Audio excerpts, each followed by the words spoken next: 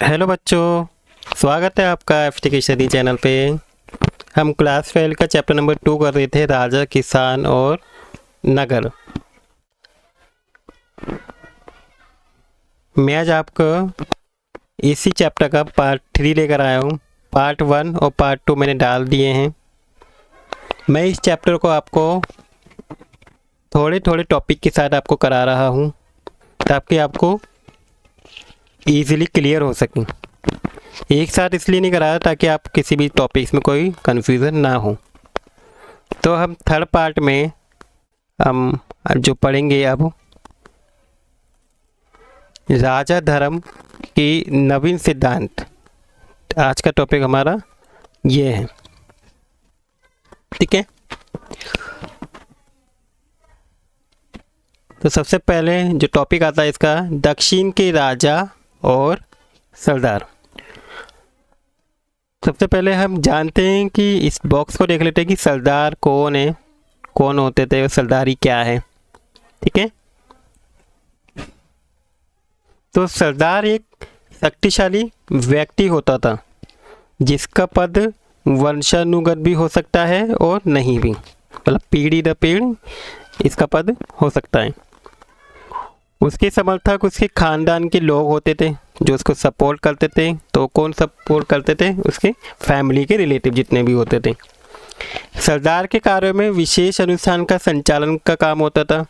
युद्ध के समय नेतृत्व करना, विवादों को सुलझाने में मध्यस्थ की भूमिका निभाना। वे अपने अधीन लोगों से क्या करता था? भेंट लेता था। जो भी उसके अधीन लोग आते थे उनसे गिफ्ट लिया करता था, जबकि राजा कर वसूली करते थे और अपने समर्थकों में उस भेंट को क्या कर देता था? ये अपने समर्थकों को ही दे दिया करता था, बांट दिया करता था। सरदारी में सामान्यतः कोई स्थायी सेना या अधिकारी नहीं होते, ठीक है। तो सरदारी के मतलब क्या है कि कोई स्थायी सेना नहीं होती, इसके अंदर ना कोई अधिकारी होते हैं।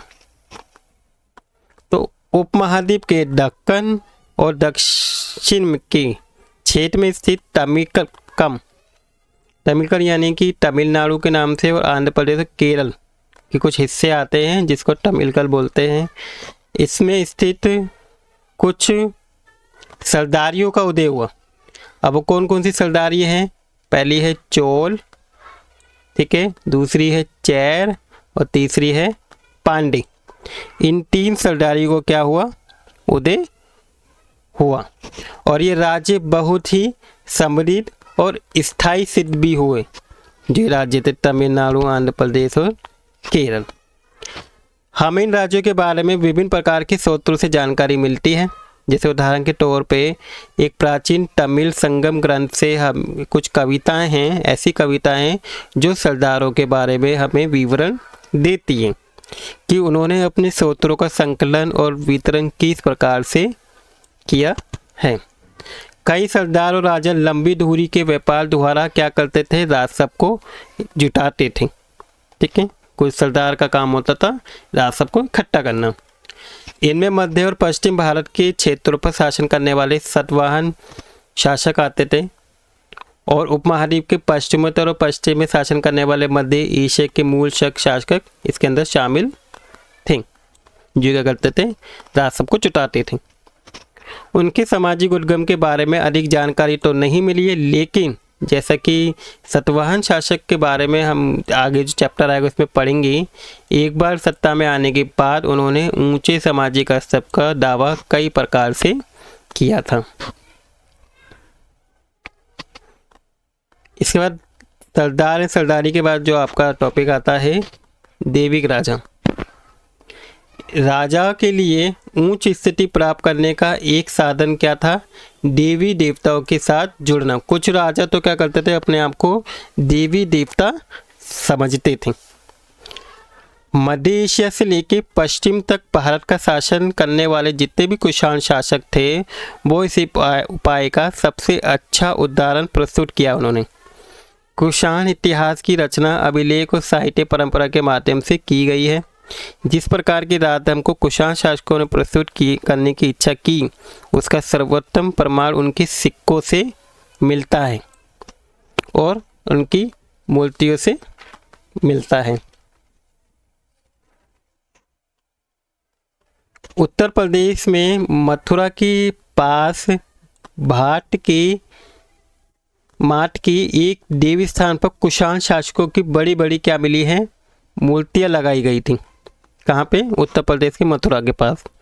अफगानिस्तान में भी देवी स्थान पर इसी प्रकार की मूर्तियां मिली हैं।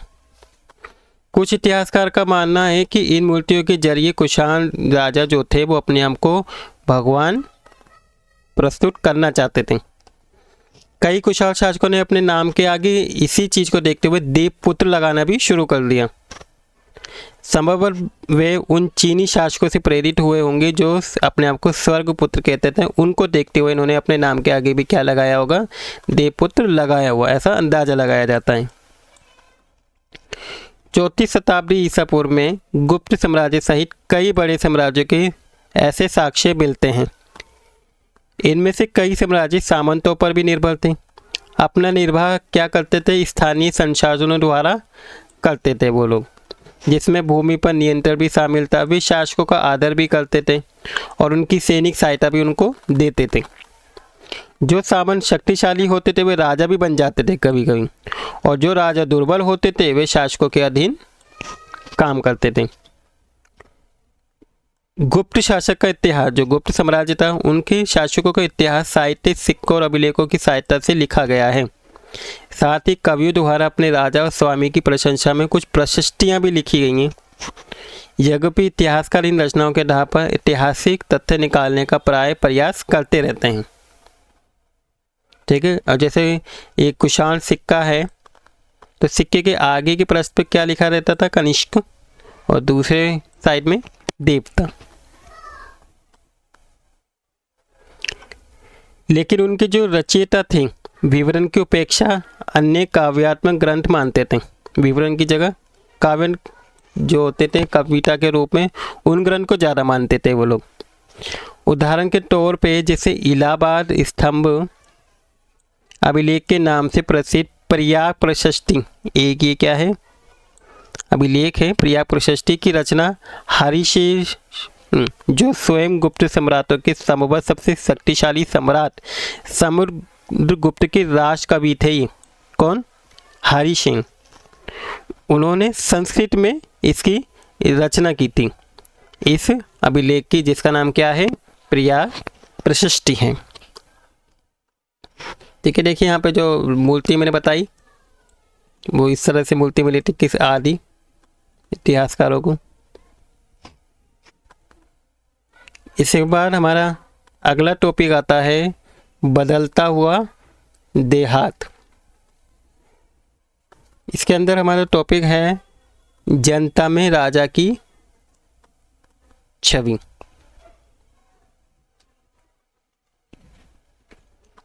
राजा के बारे में प्रजा क्या सोचती थी? स्वाभाविक है कि अभिलेखों से सभी जवाब नहीं मिल पाते। हम अभिलेख पढ़ लें, उन अभिलेखों से हमें पता नहीं चल पाएगा कि पुराने ज़माने में उस टाइम पे जो जनता थी वो राजा के बारे में क्या सोचती थी, उनके मन में राजा की कैसी छवि बनी हुई थी। तो ये सारी जानकारी तो हमें अभिलेख से नहीं मिलती। वस्तुतः साधारण जनता के द्वारा राजा के बारे में अपने विचार और अनुभव के विवरण कम ही छोड़े गए हैं। फिर भी इतिहासकारों ने इसका पता लगाने की कोशिश की। जैसे उदाहरण के तौर पे जातक और पचतक जैसे कुछ ग्रंथ हैं, उनकी वर्णित कथाओं में इतिहासकारों ने पढ़ के ये पता लगाया कि इनमें से अनेक कथाओं के स्रोत मौखिक किस्से कहानियां हैं, जिन्हें बाद में लिपिबद्ध भी किया गया। जातक कथा पहली से सप्तवादी ईस्वी के मध्य में पाली भाषा में लिखी गई है। जो जातक कथाएं, इसमें एक है गणतिंतु जातक नामक एक कहानी में बताया गया है कि कुटिल राजा की प्रजा जो थी वो किस तरह से अपने राजा से दुखी थी। अब जो राजा से दुखी थे, इन लोगों में कौन कौन थे? वृद्ध महिलाएं भी थीं, पुरुष, किसान, पशुपालक, ग्रामीण बालक, यहाँ तक कि जानवर भी इस राजा से दुखी थे। जब राजा अपनी पहचान बदलकर प्रजा के बीच में गया वो और ये पता लगाने की कोशिश की कि लोग उसके बारे में क्या सोचते हैं, तो एक एक करके सब ने अपने दुखों के लिए राजा को खूब भला बुरा कहा, उनकी शिकायत भी की कि रात में डकैत उन पर हमला करते हैं तो दिन में राजा क्या करते हैं, एक कर इकट्ठा करने वाले अधिकारी आ जाते हैं राजा के। ऐसी परिस्थिति से बचने के लिए लोग अपने अपने गांव छोड़कर जंगल में जाके बसना पड़ता है। जैसे कि इस कथा से पता चल गया कि राजा और प्रजा, विशेषकर ग्रामीण प्रजा के बीच संबंध बिल्कुल कैसे थे, तनावपूर्ण थे, क्योंकि शासक अपने राजकोष को भरने के लिए बड़े बड़े टैक्स की मांग किया करते थे और जनता क्या थी, इस चीज़ से परेशान थी, जिससे किसान खास तौर पर बहुत ज़्यादा त्रस्त रहते थे। इस जातक कथा से पता चलता है कि इस संकट से बचने का एक उपाय जंगल की ओर ही भाग जाना था। इसी बीच टैक्सों की बढ़ती मांग को पूरा करने के लिए किसानों ने उपज बढ़ाने के उपाय भी क्या करें, ढूंढने शुरू किए ताकि उनकी ज़्यादा से ज़्यादा फसल उग सकें। तो इसी के लिए उपज बढ़ाने के अब क्या है तरीके, उन्होंने क्या क्या तरीके अपनाए। उन्होंने उपज बढ़ाने का जो सबसे पहला जो तरीका अपनाया वो क्या है, हल का यूज़ किया, जो 6वीं शताब्दी ईसा पूर्व से गंगा और कावेरी की घाटियों के उर्वर कार्य क्षेत्रों में इसका यूज़ फैल गया। जिन क्षेत्रों में भारी वर्षा होती थी वहाँ लोहे की फाल वाले हलों के माध्यम से उर्वर भूमि की जुताई की जाने लगी और इसके अलावा गंगा की घाटी में धान की रोपाई की वजह से उपज में भी क्या हुई, भारी वृद्धि होने लगी।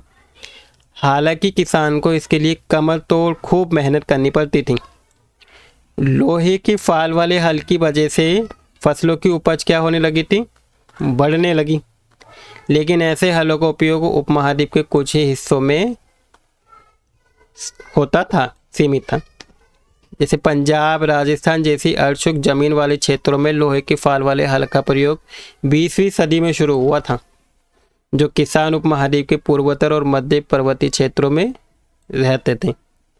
उन्होंने खेती के लिए फिर किसका यूज़ किया, कुड़हाल का यूज़ किया, जो ऐसे इलाकों के लिए कहीं ज़्यादा अधिक उपयोगी मानी जाती है कुड़हाल। उपज बढ़ाने का फिर इन्होंने एक और तरीका अपनाया था, वो था कुओं और तालाब और कहीं कहीं नहरों के माध्यम से सिंचाई करते थे। व्यक्तिगत लोगों और कृषक समुदाय ने मिलकर सिंचाई के साधन निर्मित किए। व्यक्तिगत तौर पर तालाब, कुओं और नहरों जैसी सिंचाई साधन उन्होंने निर्मित करने वाले लोग प्राय राजा, प्रभावशाली लोग थे, जिन्होंने अपने इन कामों का उल्लेख अपने अभिलेखों में भी करवाया। जो इन्होंने काम किए उस कामों को इन्होंने अपने अभिलेख में भी लिखवाए। तो इस तरीके से क्या है, किसानों ने अपनी उपज बढ़ाने के ये तरीके अपनाए थे। हल का यूज़ किया, कुड़ाहल का यूज़ किया, सिंचाई का यूज़ किया, तालाब के पानी का, कुएं का पानी का, इन सब का यूज़ करके उन्होंने क्या करा, सिंचाई करी ताकि उपज बढ़ सके। इसके बाद हमारा अगला आता है ग्रामीण समाज में विभिन्नताएं, कि ग्रामीण समाज में अलग अलग तरीके के लोग रहते थे। किस तरह की विभिन्नता है वो देखते हैं। खेती की इन नई टेक्निक से उपज तो बढ़ गई, लेकिन इसके लाभ सबको समान नहीं मिल पाया। इस बात के प्रमाण मिलते हैं खेती से जुड़े लोगों से, जिसमें क्या होता जा रहा था, भेद बढ़ता जा रहा था, असमानताएं बढ़ती जा रही थी, लोगों के बीच में विभिन्नताएं बढ़ रही थी। कहानियों में विशेषकर बौद्ध ग्रंथों में भूमिहीन खेतीहर श्रमिक भी थे, छोटे किसान भी आते हैं, बड़े बड़े जमींदार का भी उल्लेख किया गया है। पाली भाषा में गृहपति शब्द का प्रयोग किसके लिए करते थे, छोटे किसानों के लिए किया गया और जमींदारों के लिए किया जाता था। बड़े बड़े जमींदार ग्राम प्रधान शक्तिशाली माने जाते थे, क्योंकि बड़े थे, अमीर थे, जो प्राय किसानों पर क्या करते थे, अपना कंट्रोल रखते थे। ग्राम प्रधान का पद प्राय वंशानुगत होता था। वंशानुगत मतलब जैसे कोई प्रधान बन गया तो अगला प्रधान क्या होगा, उसी का बेटा बनता था, फिर उसका बेटा प्रधान बनता था। इस तरीके से वंशानुगत होता था। आरंभिक तमिल संगम साहित्य में भी गांव में रहने वाले विभिन्न वर्गों के लोगों के बारे में जानकारी लिखी हुई उल्लेख है, जैसे कि वेलार या बड़े जमींदार, वेलार किन्हें बोला जाता है, बड़े जमींदार को, हलवा, ये उलवा, दास, अणिमई। ये संभव है कि बड़ों को यही विभिन्नता भूमि के स्वामित्व, श्रम और नई प्रौद्योगिकी के उपयोग पर आधारित हो। ऐसी परिस्थिति में भूमि का स्वामित्व महत्वपूर्ण हो गया, जिसकी चर्चा प्राय विधि ग्रंथों में की जाती थी। ठीक है, इसके बाद हम गृहपति देख लेते हैं। गृहपति कौन होता है, गृहपति घर का मुख्य होता है। घर में रहने वाले महिलाएं, बच्चे, नौकरों, दासों पर सबका नियंत्रण होता है। घर से जुड़ी भूमि, जानवर या अन्य सभी वस्तुओं का वह मालिक होता है। कभी कभी इस शब्द का प्रयोग नगरों में रहने वाले संप्रभुत व्यक्ति और व्यापारियों के लिए भी होता था, जैसे यहाँ पे दिखाया था कि छोटे किसानों के लिए भी करते थे। इसी बार आता है भूमि दान और नई संप्रभुत ग्रामीण। ईस्वी की आरंभिक शताब्दी से ही भूमि दान के प्रमाण मिलते हैं कि कुछ ज़मीनें थी जो क्या की जाती थी, दान में दी जाती थी। इनमें से कई का उल्लेख अभिलेखों में भी मिला है। कुछ राजों ने भी लिखवाया है कि उन्होंने किन किन को क्या क्या दान दिया है। इनमें से कुछ अभिलेख पत्थरों पर लिखे गए थे, लेकिन अधिकांश क्या होते थे, कुछ अभिलेख ताम्र पत्रों पर भी खुदवाए जाते थे, तांबे के इस पे, जिन्हें संभवतः उन लोगों को प्रमाण रूप में दिया जाता था जो भूमिदान लेते थे। भूमिदान के जो प्रमाण मिले हैं वो साधारण तौर पर धार्मिक संस्था या ब्राह्मणों को दिए गए थे। भूमिदान ज़्यादातर ब्राह्मणों को दिया जाता था। अधिकांश अभिलेख संस्कृत में थे। विशेषकर 7वीं शताब्दी के बाद के अभिलेखों के कुछ अंश संस्कृत में ही हैं और कुछ तमिल और कुछ तेलुगु जैसी भाषाओं में भी कुछ अभिलेख मिले हैं। अब इनमें से कुछ अभिलेख के बारे में जानते हैं। जैसे प्रभावती गुप्त आरंभिक भारत की एक सबसे महत्वपूर्ण शासक चंद्रगुप्त द्वितीय की बेटी थी। प्रभावती गुप्त, उसकी शादी दक्कन पठार के वाकाटक परिवार में हुई थी, जो एक महत्वपूर्ण शासक था, वंश था। संस्कृत धर्मशास्त्र के अनुसार महिलाओं को भूमि जैसी संपत्ति पर अधिकार नहीं था, लेकिन एक अभिलेख से हमें ये पता चलता है कि प्रभावती भूमि की स्वामी थी और उसने जमीन को क्या किया था, दान भी दिया था। इसने भी दान दिया था। इसका एक कारण ये हो सकता है कि क्योंकि वह एक रानी थी, क्या पता इसलिए उन्होंने क्या किया हो, जमीन को दान में दिया हो, इसलिए उनका ये उदाहरण विरल रहा हो। यह भी संभव है कि धर्मशास्त्रों को हर स्थान पर समान रूप से लागू नहीं किया गया हो, इसलिए भी हो सकता है।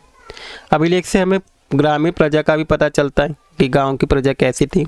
इनमें ब्राह्मण, किसान या अन्य प्रकार के वर्ग भी शामिल थे, जो शासक के अनेक प्रतिनिधियों को कई प्रकार की वस्तुएं दान में करते थे।